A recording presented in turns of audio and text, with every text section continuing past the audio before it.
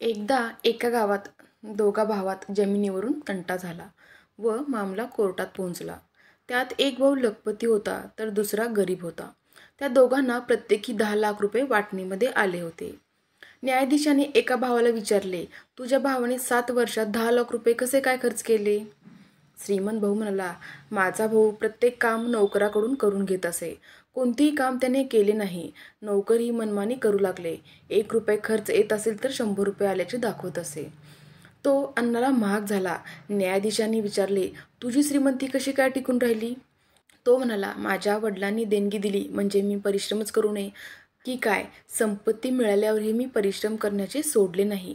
मी नोकरावर कधीच अवलंबून राहिलो नाही. प्रत्येक कामात माझा सहभाग असल्याने नोकराची बोलण्याची हिंमत होत नव्हती. आता जेव्हा याच्याकडे फुटकी कवडी उरली नाही म्हणून त्याने माझ्यावर दावा ठोकला आहे. याला परिश्रम करायला नको आहेत. याने स्वतःची संपत्ती तर आळसाने घालवली, आता माझ्या संपत्तीवर याचा डोळा आहे. यावर न्यायाधीश महोदयांनी इतर साक्षी पुरावे तपासले व श्रीमंत भाऊच खरी असल्याचा निर्वाळा दिला.